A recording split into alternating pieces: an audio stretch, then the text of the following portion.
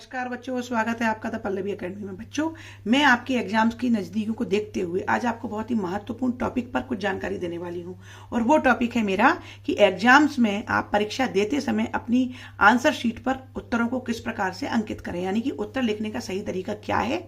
और तो आपकी कॉपियां अलग प्रकार की आएंगी, यानी कि जो पहला पेज है उस पर पूरे पे आपको अपनी जानकारी देनी है। तो एक बात तो आप ये ध्यान रखें कि अपने रोल नंबर को व्यवस्थित तरीके से आप वहां पर लिखें। और दूसरा, पेपर बोर्ड में सेट में आती हैं ABCD, तो आप अपने सेट को निर्धारित स्थान पर सेट जरूर लिखें। यदि आपके पेपर का सेट A है तो आप अपनी उत्तर पुस्तिका पर A सेट या B सेट या C जो भी आपको मिला है वो आप अवश्य डालें।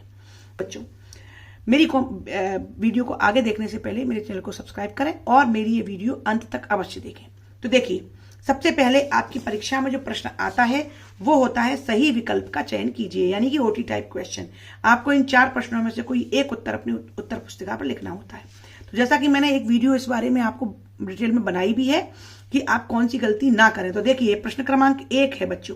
प्रश्न क्रमांक 1 में है सही विकल्प का चयन करके लिखिए। तो अब हमें उत्तर लिखते समय ये ध्यान रखना है कि हमें किस प्रकार से लिखना है।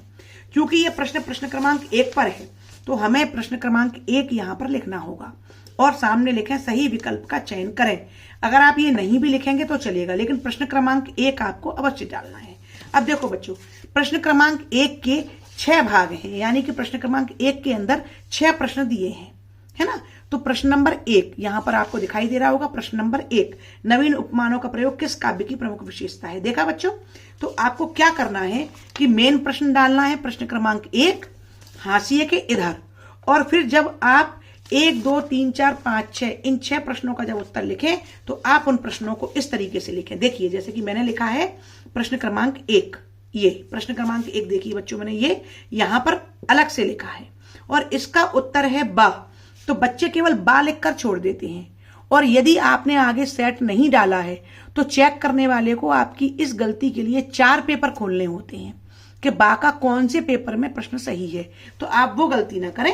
आप क्या करें, प्रश्न क्रमांक 1 उत्तर अगर बा सही है तो बा लिखें और साथ में आप उत्तर भी अंकित करें, जैसे कि मैंने किया है। देखिए, 1 का बा सही है, मैंने उत्तर भी लिख दिया प्रयोगबाद। इस प्रकार से मैंने आ बा सा दा लिखने के साथ साथ प्रश्न क्रमांक भी डाले हैं कि किस प्रश्न का कौन सा उत्तर है, और साथ में मैंने उत्तर भी लिख दिया है। तो इसमें यह होगा बच्चों कि यदि आप आगे सेट नहीं डाल पाए हैं तब भी जो चेक करने वाला है आपकी कॉपी, उसको सीधे सीधे यहां पर उत्तर दिखाई देंगे और भ्रम की स्थिति उत्पन्न नहीं होगी। इसी तरह से बच्चों, सेकंड प्रश्न आता है रिक्त स्थानों की पूर्ति कीजिए।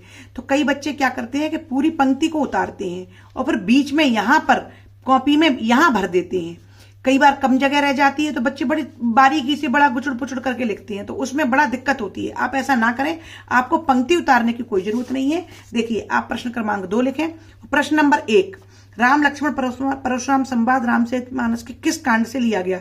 आपका जो भी उत्तर है आप केवल प्रश्न क्रमांक 1 के सामने वो उत्तर लिख दें। तरीके से आपको रिक्त स्थान में ये करना चाहिए कि आप पूरी पंक्ति को उतार के बीच में भरने की बजाय सीधे सीधे उस उत्तर को लिख दें।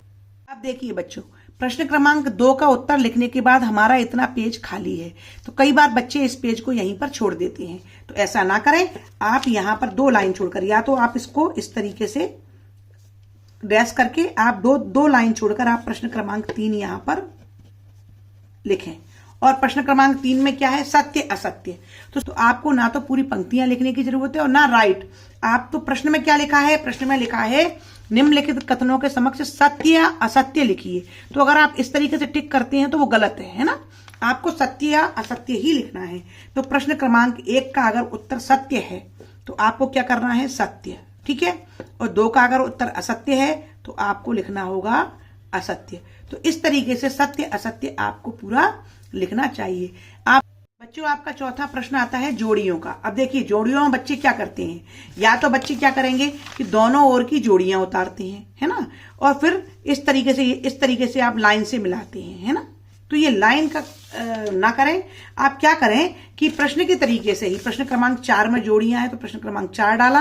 अब जोड़ियां मान लो 6 हैं तो आपने 1, 2, 3, 4, 5, 6 नंबर डाले, और उसके सामने जो उत्तर है, जैसे ग्रामश्री है ना, तो ग्रामश्री कविता किसकी है, सुमित्रा नंदन पंत की। तो 1 के सामने यहां पर सुमित्रा नंदन पंत लिखें। सुमित्रा नंदन पंत। ये क्योंकि बच्चों में बार बार कह रही हूं कि पेपर सेट में आता है और उस स्थिति में जो चेक करने वाले होते हैं कॉपी, उन्हें आपकी जरा सी गलतियों के लिए 4 पेपर अलटने पलटने पड़ते हैं। कई का जो तरीका होगा वहां से आपका उत्तर सामने क्लियर दिखाई देगा कि आपने किसका उत्तर किसे लिखा है, तो वहां पर चेक करने वाले को बहुत सुविधा होगी। इसी प्रकार से प्रश्न क्रमांक 5 में आता है, प्रश्नों के उत्तर एक वाक्य में लिखिए। तो मनुष्य ईश्वर को कहां कहां ढूंढता फिरता है, ये एक वाक्य में 1 नंबर का प्रश्न है। तो एक वाक्य का मतलब समझते हैं ना कि मनुष्य ईश्वर को मंदिर, मस्जिद, काबा, काशी, कैलाश में ढूंढता फिरता है। कहां कहां पर आपको यहाँ उत्तर आप लिख सकते हैं और अपनी कॉपी में तरीका वही होगा कि प्रश्न क्रमांक 5 और 1, 2, 3, 4, 5, 6 के सामने आपको उत्तर लिखना है। जैसे कविता के शाब्दिक अनुशासन को क्या कहते हैं, तो प्रश्न उतारेंगे बच्चे, कविता के शाब्दिक अनुशासन को क्या कहते हैं, फिर उसका उत्तर लिखते हैं। नहीं, उसमें समय की बर्बादी है, आपको ये नहीं करना है। आपको प्रश्न क्रमांक 2 डालना है। ठीक है, आपने प्रश्न क्रमांक 2 डाला और कविता के शाब्दिक अनुशासन को क्या कहते हैं, छंद कहते हैं। ठीक है, तो आप छंद, आप केवल उत्तर लिखेंगे। तो यहां तक बच्चों मैंने आपको जो बहुविकल्पी प्रश्न होते हैं या शॉर्ट क्वेश्चन वाले होते हैं मैंने बताया है। मैं आपको अपनी अगली वीडियो में बाकी के पेपर को हल करते समय उत्तर कैसे लिखना चाहिए ये अवश्य बताऊंगी। मेरी वीडियो को लगातार इसी प्रकार से देखते जाएं और ये करें, मेरी वीडियो को लगातार देखते रहें। मेरे चैनल को ज्यादा से ज्यादा सब्सक्राइब करवाएं, स्वयं भी करें और मुझे लाइक अवश्य करें बच्चों, और मेरे जो चैनल है उसको शेयर अवश्य करें। मुझे आपकी लाइक की बहुत आवश्यकता है। प्लीज प्लीज मुझे लाइक अवश्य करें। धन्यवाद।